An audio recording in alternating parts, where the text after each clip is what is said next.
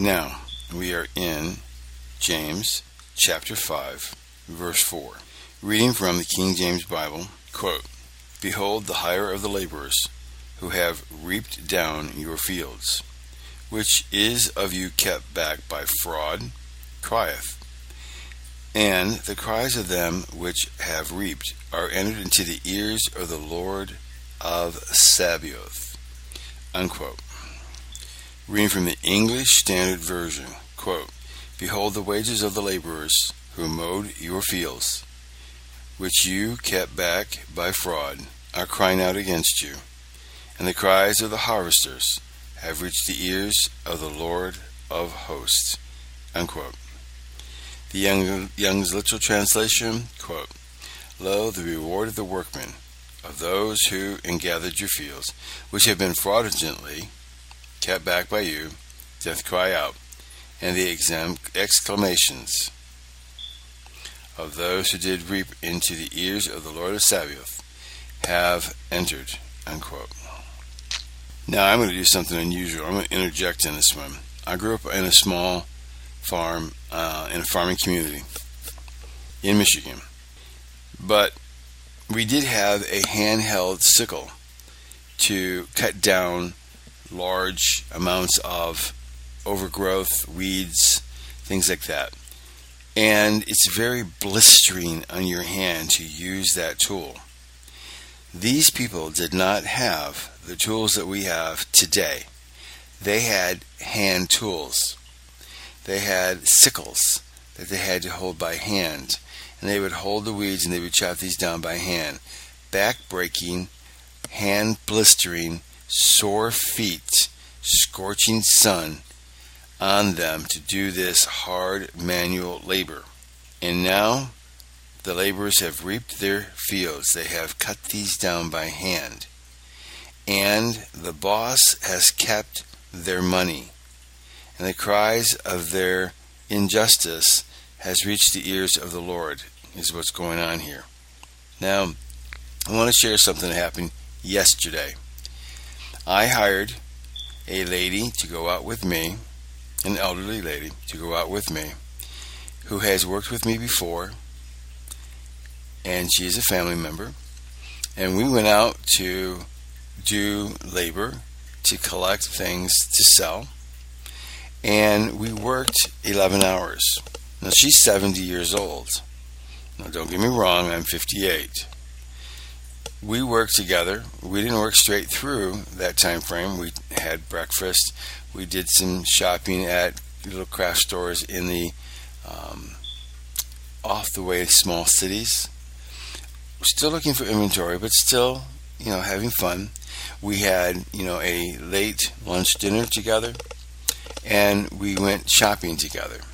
So there was a lot of things that went on besides just doing this. And we had breaks. I made her sit down while we did some work.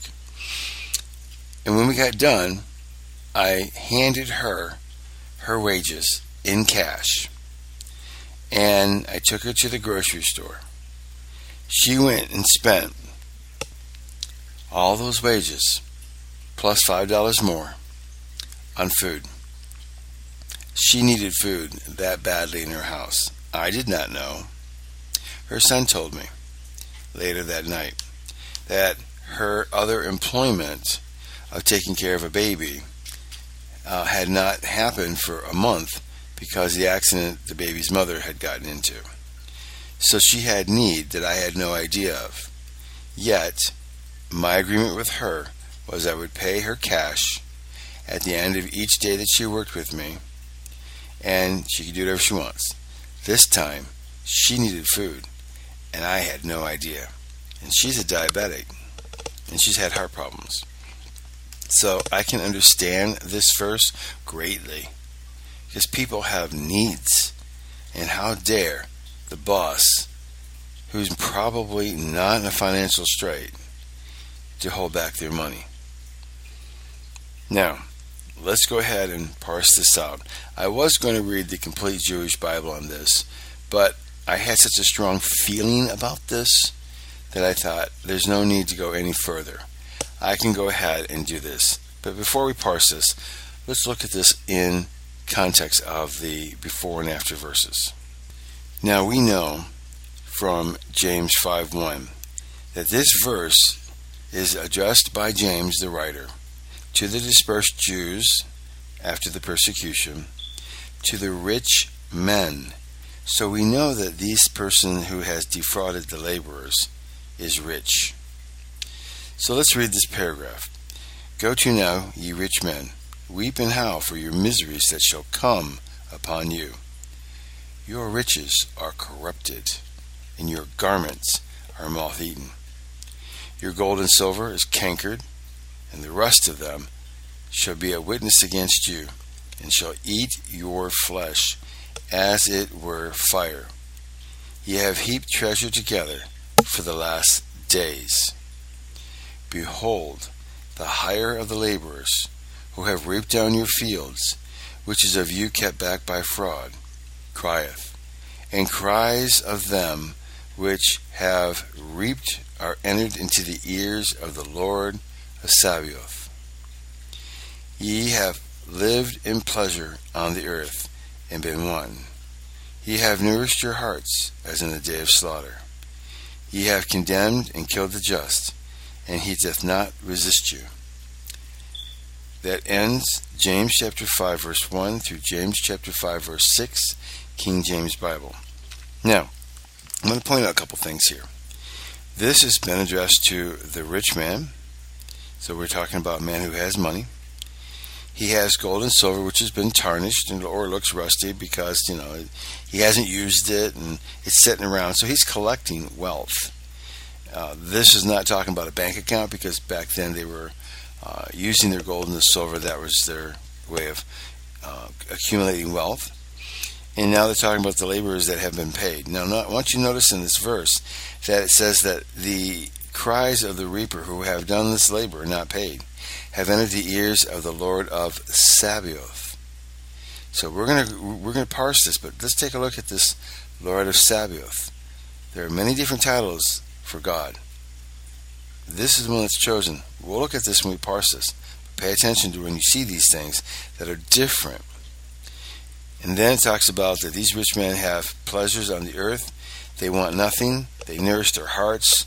And they're basically being prepared for the day that they shall die. And then, when they have died, what good is all this? And it talks about how unjust they are. They have condemned and killed because of their lust. This is the context of this verse. Now let's go ahead and parse this out. Now, the first word, behold. Let's parse this. It's in the second aorist tense, which is identical to the meaning and translation of the normal first aorist, just the spelling's different. So this means that they're looking at the action of what's going on, not regarding past, present, or future. It's in the active voice. So we are looking at now. It's in the imperative mood, which corresponds to the English and expresses a command to the hearer to perform a certain action by the order and authority of the one commanding. So now, behold, the hire. So, we're in for some fun with the parsing of this verse. I looked ahead.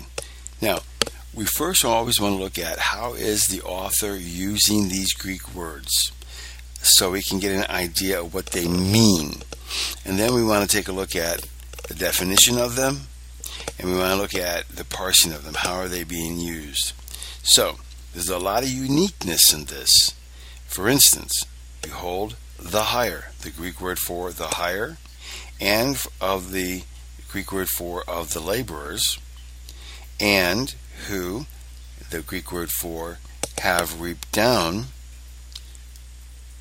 your fields, which is of you, then the Greek word for kept back by fraud, crieth, and so those Greek words are all unique in James. We're going to go through them one by one.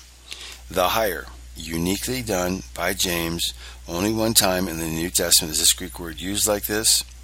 So looking at the definition of this, let's take a look at this. It means dues paid for work, wages hired. reward usually of the fruit naturally resulting from toils and endeavors. So that's the definition of for hire. Now let's take a look at of the laborers. That's also unique, used one time, this Greek word this way in the New Testament. So the definition of this, a workman, a laborer, usually one who works for the hire, like an agricultural worker. So that's the definition of that word. Now, next, continuing, who have reaped. So let's look at the definition of that Greek word. Since it is unique and used only one time, it says here that it is to gather together, cutting, gathering in, mowing down. So that's the definition of this one.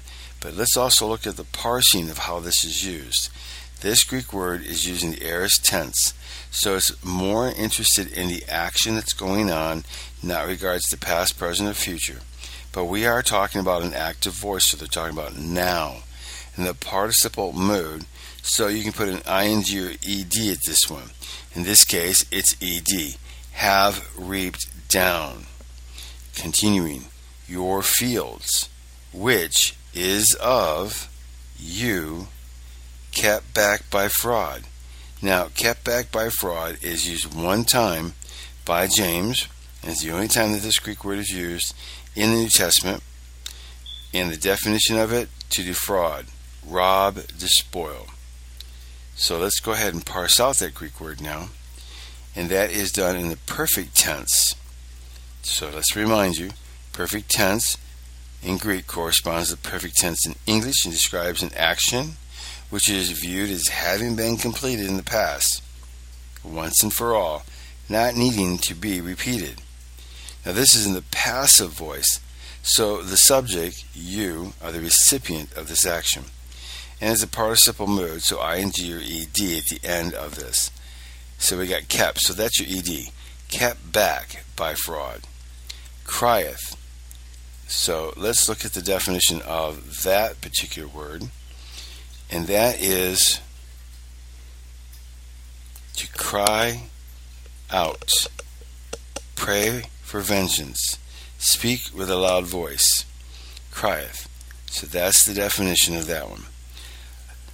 Of which they have reaped. Now that's a unique phrase, or actually should be Greek word used in the New Testament, done one time. And the definition is to reap or harvest. Cut off, destroy, the crops are cut down with a sickle. That's what this one defined is. So, the parsing of this Greek word is it's done in the aorist tense, so we're looking at the action, not regards to time. It's being done now because it's the active voice, participle mood, which means either ing or ed at the end. And this one has to be ed, of them which have reaped, past tense, are entered. Okay, now the Greek word for are entered, we are fortunate, has 4 entries in the New Testament. James uses it one time here. Luke uses it in Luke 22:10, reading from the King James Bible, quote, and he said unto them, behold, when ye are entered into the city, there shall a man meet you, bearing a pitcher of water. Follow him into the house where he entereth in, unquote. John uses it in John 4, verse 38, quote, I sent you to reap that whereon ye bestowed no labor, other men labored, and ye are entered into their labors. Again, John uses it in 2 John chapter 1, verse 7, reading from the King James Bible, quote, for many deceivers are entered into the world, who confess not that Jesus Christ is come in the flesh. This is a deceiver and an antichrist, unquote. So let's go ahead and parse out this Greek word for are entered. It's second perfect tense. And what that means is identical to the meaning of the normal or first perfect tense and has no additional effect in the English translation, just the spelling. It's in the active voice, so now, the indicative mood, which means stating a simple fact. And now continuing, of them which have reaped are entered. So let's take a look at the Greek word that's been used for are entered. And that is, okay, let's continue on, are entered into the ears. Now, this Greek word for the ears is used 5 times in the New Testament. James uses it here in 5 verse 4. Mark uses it in chapter 2 verse 23. King James Version, quote, "And it came to pass that he went through the cornfields on the Sabbath day, and his disciples began as they went to pluck the ears of corn," unquote. Next, Acts 11 verse 22, quote, "Then tidings of these things came unto the ears of the church which was in Jerusalem, and they sent forth Barnabas, that he should go as far as Antioch." Now, the rest of the verses that this has this word in is about the corn that we read about in Mark. So they're identical for the usage and what they're talking about. So the ears, so they're talking about here the ears of the Lord, just like your ears and my ears. So that's what they're talking about here. Let's continue. The Lord. Now, this phrase is used multiple times in the King James New Testament Greek Bible. So in the Greek, this is used multiple times. So let's look at the definition of what this means in the placement that it's being used at in James 5. Okay, the definition of the Greek word for of the Lord means lordship, Lord, master. So let's continue. Of the Lord of Sabaoth. Now let's take a look at the Greek word that's been used to get an understanding. What does James mean by of Sabaoth? He used it only one time, so the only other clue we have is Paul used it later. Romans 9 verse 29, reading from the King James Bible, quote, "And as Elias said before, except the Lord of Sabaoth had left us a seed, we had been as Sodom and been made like unto Gomorrah," unquote. Okay, the definition of this Greek term, is the way it's used, is Sabaoth, a military epithet of God, armies. Now that finishes the Greek parsing of this verse, but as we saw, the Lord of Sabaoth, that means that God is going to take revenge. Now, one thing that I have learned in my life is let God be the avenger, because He will do much more than either you or I can do. Now, I used to be, before I was saved, a person that would get even with anyone that crossed my path, and I didn't deserve, what they did to me. So I would get even. And as a Christian, I decided that I was going to go ahead and just let those things go and let God take care of it. And if He didn't take care of it, well, so be it. And if He did, then fine. And hopefully it wouldn't be so bad, because I know that He can really, sledge a hammer, because He is God. But I decided to go ahead and let it go. Well, in particular, I was working in Troy, Michigan. And there was a certain lady who was very bitter against God because of some of the shameful things that her dad, who was a pastor and still is somewhat, had done. And she had experienced the, after effects of it. So she was very bitter against God, the church, her dad, all that. And she used to backstab me big time at work. And I used to watch her backstab me. And I would take it to God and say, "Lord, what in the world's going on? She is jeopardizing my job, my money, everything." And I would just leave it in His hands. 4 times I saw Him, after she backstabbed me directly, after she did so within a day or two, create within her life a devastation that cost her thousands of dollars. She in turn backstabbed me one time, which cost me my $1 an hour raise that I was hoping to get, which started to be the process for me to leave there, and because I didn't get it, and the Lord was starting to show me it was time to go. I had learned what I needed to learn, and it was time to go. But in the process, I watched the next day where she suffered $4,000, it's like $4,800 or $4,900 devastation that she had to pay and didn't have the money. So 4 times she went through devastations 4 times that I'm aware of that she majorly backstabbed me. And I just watched God take revenge on it. And I sat there and I'm like, wow, I could never have done so good. And one thing I know is God will take care of us. Now let's read John Gill's commentary of the Bible on this verse. Quote, "Behold the hire of the laborers who have reaped down your fields," unquote. "The wages agreed for by the day with the laborers in their fields, particular their reapers, which one instance serves for many others, and is the rather mentioned, being reaping as a laborer's work, and those who are employed in it having nothing to live upon but their hand labor, and especially because they are made use of in cutting down the corn when it is fully ripe and in good plenty. Wherefore, to detain their just wages from them argues great inhumanity and wickedness, and yet this was what was done by this rich man." Quote, "Which is of you kept back by fraud, crieth," unquote, "unto God for vengeance, as the blood of Abel did, and shows that such an evil, however privately and fraudulently it may be done, will be made public, and is a crying one."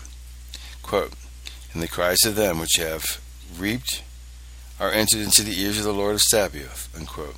That is, the Lord of hosts, of angels and of men, of the hosts of heaven and of the inhabitants of the earth, of Jews and Gentiles, and of rich and poor, who has power to vindicate the cause of the latter against their rich oppressors, and will do it. His ears are open to their cries. He takes notice of them and regards them, and will take vengeance on those that injure them. The reference is in Deuteronomy chapter 24, verse 15. Reading from the King James Bible. Quote, "At his day thou shalt give him his hire, neither shall the sun go down upon it, for he is poor, and setteth his heart upon it, lest he cry unto thee, unto the Lord, and it be sin unto thee," unquote. Now this ends John Gill's commentary on the Bible in James chapter 4, verse 9. There was a lot in this verse. A lot. And God has walked me through this just before I had to do this verse, to give me the experience and the knowledge firsthand on all of this, so I can help you understand it. May God richly bless you as you go about your ways in studying the Scriptures. Please tell others about this service, Discovering the Scriptures. May God richly bless you.